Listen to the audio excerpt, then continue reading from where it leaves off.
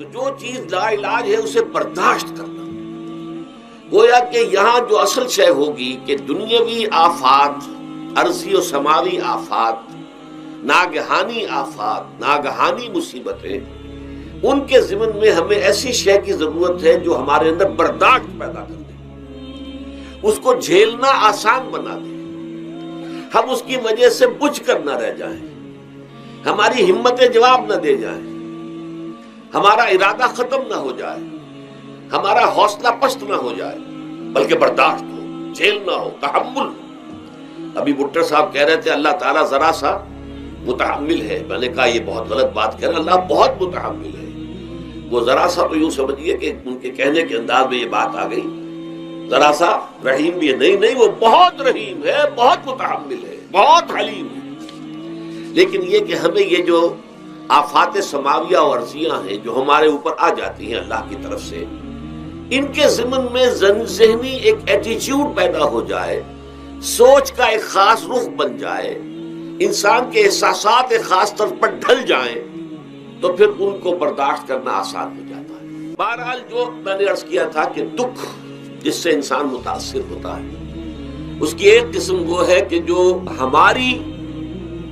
ہمارے ارادہ اور اختیار سے باہر اللہ کی مشیت سے، اللہ کے اذن سے، اللہ کی مرضی سے آتا ہے. اس کے لیے ہمارا کام صرف برداشت ہے. جو شے بھی ہمیں برداشت کی صلاحیت عطا کر دے وہی اس کا علاج ہے. جیسے آپ کو معلوم ہے کہ بخار بہت تیز چڑھا ہوا ہے، اس کی دوا نہیں ہے اسپرین یا کوئی اور پیراسیٹامول، بخار کی شدت کو کم کر دے، وہ کوئی علاج نہیں ہے. علاج تو ہوگا اگر معلوم ہو کہ کون سے جراثیم ہے، کس کی وجہ سے ہے، اس کا صحیح اینٹی بایوٹک کون سا ہے، وہ دیا، وہ علاج ہوگا. یہ علاج نہیں ہے. لیکن اس کی شدت کی کمی اور اس کے اندر جو احساس ہے جھیل جانے کا، وہ انسان کے لیے آسان ہو جاتا ہے. یہی مضمون آیا ہے سورہ حدید میں بھی، ما اصاب من مصیبت فی الارض ولا فی انفسکم. یہاں کھول دیا اس مضمون کو. میں نے عرض کیا تھا نا کہ یہ آفت سماوی بڑے پیمانے پر بھی ہو سکتی ہے، زمین میں یعنی زلزلہ آ گیا، فلڈ آ گیا، طوفان آ گیا. ولا فی انفسکم، خاص تمہاری جان میں، تمہیں بخار ہو گیا، تمہیں ٹی وی لگ گئی، تمہیں کوئی اور بیماری آ گئی، تمہیں کینسر ہو گیا، معاذ اللہ ثم معاذ اللہ. ہوتا ہے، آخر ہوتا ہے. دنیا میں انسانی زندگی کے ساتھ یہ ساری چیزیں لگی ہوئی ہیں. لیکن یہ چیزیں ما اصاب من مصیبت فی الارض ولا فی انفسکم، نہیں پڑتی تم پر کوئی پڑنے والی کوئی مصیبت، کوئی تکلیف، نہ پوری زمین میں بڑے پیمانے پر، نہ تمہاری جانوں میں انفرادی سطح پر، الا فی کتاب من قبل ان نبراہا، مگر یہ کہ وہ تو ایک کتاب میں، کتاب اللہ کے علم کی کتاب، ام الکتاب، اس میں پہلے سے درج موجود ہے. یہ الٹ اپ نہیں ہو گیا، یہ اچانک نہیں ہو گیا. آپ اچانک سمجھتے ہیں کہ صاحب میں تو جا رہا تھا، اچانک ٹرک نے آ کے مجھے دھکا مار دیا. اچانک کوئی شے یہاں نہیں ہوتی. اس کائنات میں پتا تک نہیں ہلتا جب تک کہ اس نے رب نہ ہو. اچانک کا کیا سوال؟ تو در حقیقت جو ہوتا ہے وہ اللہ تعالیٰ کے علم میں پہلے سے ہے، علم میں کامل، ما کان وما یکون، جو کچھ ہوا جو کچھ ہوگا، مستقبل، ماضی، کل کا کل آنے واحد میں اللہ کے علم میں موجود ہے. لہذا یہاں اچانک کچھ نہیں ہوتا. جو بھی آیا ہے اللہ کے علم سے آیا ہے، اور یہ پہلے سے اللہ کے علم کے اندر موجود تھا، لکھا ہوا تھا. الا فی کتاب من قبل ان نبراہا ان ذلک علی اللہ یسیر. یہ تمہیں تو مشکل نظر آئے گا لیکن اللہ پر بڑا آسان ہے. اللہ کا علم کامل، ما کانا ما یکون کو حاوی ہے. لکہ لا تاسوا علی ما فاتکم، تاکہ تم افسوس نہ کیا کرو ان چیزوں پر جو تم سے چھوٹ جائیں، جاتی رہے، چھن جائیں.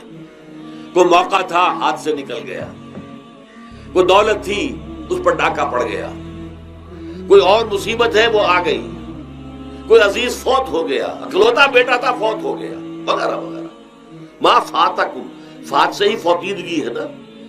جو شے بھی نکل جائے، چلی جائے، ہاتھ سے جاتی رہے، چاہے وہ کوئی آپ کا عزیز تھا جو فوت ہو گیا تو آپ کے ہاتھ سے نکل گیا، یا کوئی مال تھا جو آپ کے قبضے سے نکل گیا، ڈاکہ پڑ گیا، چوری ہو گئی، نقصان ہو گیا کاروبار میں بہت بڑا، اس پر افسوس نہ کیا کرو. اگر افسوس کرو گے تو اس کا مطلب کیا ہوگا کہ تمہیں اللہ پر اعتماد نہیں ہے، یا تم سمجھتے ہو کہ اللہ کے سوا بھی کوئی ہے جو یہ کام کر سکتا. کائنات میں تو ایک ہی کی مرضی چلتی ہے، وہ ہے اللہ۔ لہذا اگرچہ وہ کسی کے ذریعے سے تکلیف آپ کو پہنچی ہے، کسی نے آپ کو پتھر مارا ہے، وہ پتھر ہو سکتا ہے آپ کو نہ لگتا، لگ گیا ہے تو اللہ کے فیصلے سے لگا ہے، اس کا باپ بھی نہیں پتھر مار سکتا آپ کو اگر اللہ کا عزت نہ ہو۔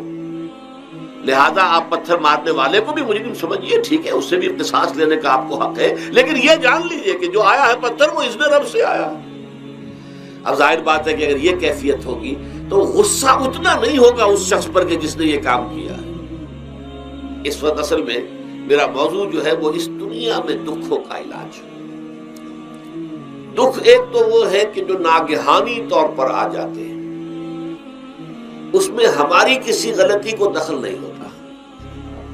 وہ کوئی آفت سماوی ہے، کوئی زلزلہ آ گیا ہے، ابھی آپ کو معلوم ہے بھوج جو قصبہ تھا گجرات اسٹیٹ کا، انڈیا کا پورا ختم ہو گیا، اس میں بہت سے مسلمان بھی تھے۔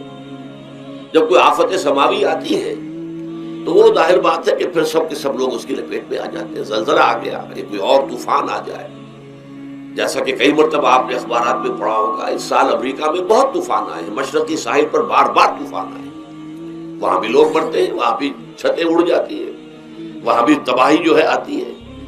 تو اس حوالے سے ایک تو ہے وہ ناگہانی آفات، آفت ارضی ہو یا آفت سماوی ہو، زلزلہ ہے یا آفت ارضی ہے، طوفان آ گیا ہے، کوئی سائیکلون آ گیا یا آفت سماوی ہے، یا کوئی آسمان سے بڑا سا پتھر آ جائے۔ آپ کبھی کبھی اخبارات میں پڑھتے ہوں گے کہ ایک بڑی چٹان پاس سے گزر گئی، بہت بڑی خلائی چٹان جو ہے زمین کے قریب سے ہو کر گزر گئی، زمین بچ گئی، ورنہ اگر وہ زمین سے ٹکرا جاتی تو نہ معلوم کتنا بڑا یہاں پر تباہی کا معاملہ ہوتا۔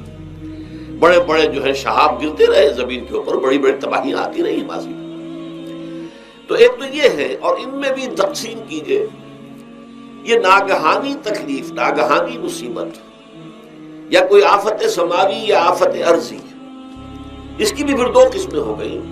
ایک وہ کہ جو افراد کو متاثر کرتی ہے، انفرادی سطح پر، آدمی سڑک پر جا رہا تھا، پیچھے سے آ کر کسی گاڑی نے ٹکر ماری، گر گیا، ٹانگ ٹوٹ گئی، اب ظاہر بات ہے کہ اس میں اس کا کوئی قصور نہیں ہے، یہ اللہ تعالیٰ کی طرف سے بات آ گئی ہے۔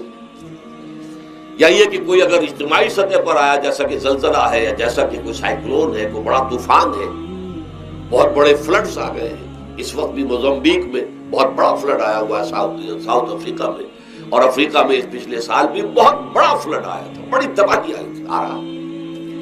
تو یہ آفت سماوی، یہ ظاہر بات ہے کہ اجتماعی سطح پر آتی ہے، بڑی بڑی مقدار میں، تعداد میں لوگ متاثر ہوتے ہیں، لاکھوں لوگ بے گھر ہو جاتے ہیں، ہزاروں آدمی مارے جاتے ہیں۔ تو پہلی شکل جو ہے دکھ کی، جیسا کہ میں نے عرض کیا، وہ ناگہانی دکھ، کوئی آفت ارضی، کوئی آفت سماوی، خواہ وہ انفرادی ہو خواہ اجتماعی۔ اس کے ضمن میں کیا علاج ہے؟ ظاہر بات ہے کہ اس کا علاج یہ تو نہیں ہو سکتا کہ آپ اس کو ختم کر سکیں۔ انگریزی کا ایک محاورہ ہے، What cannot be cured must be endured۔ جو چیز جو ہے جس کا علاج نہیں ہو سکتا وہ تو برداشت کرنی پڑے گی۔ بعض بیماریاں بھی ایسی ہیں، ڈائبٹیز ہو گئی ہے، شوگر کا مرض ہو گیا، ڈاکٹر آپ کو بتائے گا کہ بھائی اب یہ مرض جائے گا نہیں، اب آپ کو اس مرض کے ساتھ ہی اپنے آپ کو ایڈجسٹ کر کے اپنی غذا وغیرہ اس کے مطابق طے کر لیجیے، ورنہ یہ کہ یہ نہ سمجھیے کہ یہ مرض چلا جائے گا۔ تو what cannot be cured must be endured۔ لہذا ان آفت سماوی و ارضی، چاہے وہ انفرادی سطح پر متاثر کرتی ہوں انسانوں کو، اور چاہے اجتماعی سطح پر، اس کا تو علاج ایک ہی ہے۔ عربی میں بھی ایک محاورہ یہ ہے کہ کسی نے پوچھا تھا کہ بچھو کے کاٹے کا کیا علاج ہے؟ البکاء الی الصباح، رات کو اگر کاٹا ہے کسی بچھو نے تو روتے رہو صبح تک، یہ علاج ہے، اس کا اور کوئی علاج ہے ہی نہیں۔ تو جو چیز لا علاج ہے اسے برداشت کرنا، گویا کہ یہاں جو اصل شے ہوگی کہ دنیاوی آفات، ارضی و سماوی آفات، ناگہانی آفات، ناگہانی مصیبتیں، ان کے ضمن میں ہمیں ایسی شے کی ضرورت ہے جو ہمارے اندر برداشت پیدا کر دے، اس کو جھیلنا آسان بنا دے، ہم اس کی وجہ سے بجھ کر نہ رہ جائیں، ہماری ہمتیں جواب نہ دے جائیں، ہمارا ارادہ ختم نہ ہو جائے، ہمارا حوصلہ پست نہ ہو جائے، بلکہ برداشت ہو، جھیلنا ہو، تحمل ہو۔ ابھی بٹر صاحب کہہ رہے تھے اللہ تعالیٰ ذرا سا متحمل ہے. میں نے کہا یہ بہت غلط بات کہہ رہے. اللہ بہت متحمل ہے. وہ ذرا سا تو یوں سمجھیے کہ ان کے کہنے کے انداز میں یہ بات آ گئی. ذرا سا رحیم بھی ہے. نہیں وہ بہت رحیم ہے, بہت متحمل ہے, بہت حلیم ہے. لیکن یہ کہ ہمیں یہ جو آفات سماویہ اور ارضیہ ہیں جو ہمارے اوپر آ جاتی ہیں اللہ کی طرف سے, ان کے ضمن میں ذہنی ایک ایٹیچیوڈ پیدا ہو جائے, سوچ کا ایک خاص رخ بن جائے, انسان کے احساسات ایک خاص طرف پر ڈھل جائیں, تو پھر ان کو برداشت کرنا آسان ہو جاتا ہے. اور وہ کیا ہے؟ وہ ہمارے ایمان کا لازمی تقاضا ہے. ایمان ہمیں یہ بتاتا ہے کہ کوئی مصیبت زمین میں آتی ہے نہ تمہاری جانوں پر آتی ہے بغیر اذن رب. جو کچھ آ رہا ہے اللہ تعالیٰ کے فیصلے سے آیا ہے. یہ کوئی اندھا بہرا مادہ نہیں ہے, یہ کوئی اندھا بھینسا نہیں ہے کہ اس نے آ کے آپ کو ٹکر مار دی ہے. نہیں, یہ تو سمیع و بصیر, علیم و خبیر اللہ اور حکیم اور قدیر اللہ کا فیصلہ ہے. لہذا یہ من جانب اللہ ہے, اس کو تم سمجھو کہ اللہ تعالیٰ کی طرف سے ہے. اور جب اللہ کی طرف سے ہے تو سورہ آل عمران میں فرمایا بیدہ الخیر, اس کے ہاتھ میں تو خیر ہی خیر ہے. یعنی بظاہر تمہیں محسوس ہوتا بھی ہو کہ یہ میرے لیے تکلیف دہ بات آ گئی ہے, تو اس کو یوں سمجھو کہ اس کا نتیجہ جو میرے حق میں نکلے گا وہ خیر ہوگا. فوری طور پر تو تکلیف ہے, مجھے اچھی نہیں لگ رہی, ناگوار ہے, لیکن نتیجہ اس کا خیر نکلے گا. جیسے بچہ بیمار ہے, ماں اسے دوا پینے پر مجبور کر رہی, کڑوی دوا ہے, وہ تو سمجھتا ہے مجھ پر بڑا ظلم ہو رہا ہے. یا آپ لے گئے اسے ڈاکٹر کے یہاں ٹیکا لگوایا ہے, وہ تو چیخ رہا ہے, رو رہا ہے, لیکن آپ کو معلوم ہے, کاش اسے بھی معلوم ہو جائے کہ یہ میرے خیر کے لیے, میرے بھلے کے لیے. اگر اسے یہ معلوم اور محسوس ہو جائے تو اس کی تکلیف اس کے اندر بہت کمی آ جائے گی, وہ سہار لے گا اس کو, وہ برداشت کرے گا. اس حوالے سے اس کا جو ہمارے دین میں اس کا نام ہے, اس ذہنی کیفیت کا, ان احساسات کا, اسے ہم کہتے ہیں تسلیم و رضا. جو کچھ آ رہا ہے اللہ کی طرف سے آ رہا ہے, لہذا سر تسلیم خم ہے. اے اللہ ہم قبول کرتے ہیں, رضا ہر حال میں تیری رضا پر راضی, جو تیرا فیصلہ ہے ہمیں بصر و چشم قبول ہے. تسلیم و رضا, ہم بھی تسلیم کی خو ڈالیں گے, بے نیازی تیری عادت ہی صحیح. اللہ تو بے نیاز ہے, لیکن اے اللہ تو ہمارے لیے جو بھی تکلیف کا تو نے فیصلہ کیا, ہم تسلیم کی خو ڈالیں گے, عادت پیدا کر لیں گے اپنے اندر کہ ہر ساقی ماریخ عین الطاف است, کہ میرا ساقی میرے پیالے میں جو کچھ ڈال دے اس کا لطف و کرم ہے. یہ مقام رضا ہے. یہ ایمان کا ایک ایسا تقاضا ہے کہ جس کو ہم کہیں گے ایمان کی حلاوت, ایمان کی مٹھاس. اگر آپ کا منہ کڑوا ہو جائے تو آپ چینی کھاتے ہیں تاکہ منہ کا ذائقہ ٹھیک ہو جائے. اگر تکالیف کی وجہ سے, دکھ کی وجہ سے آپ کے احساسات کے اندر کوئی خرابی پیدا ہو رہی ہے, یہ جو مقام رضا ہے یہ اس کے لیے قند ہے, یہ اس کے لیے چینی ہے, یہ اس کے لیے شہد ہے, یہ اس کی تلخی کو ظاہر کر دینے والی شیء ہے کہ اللہ تیری رضا پر راضی, راضی برضائے رب.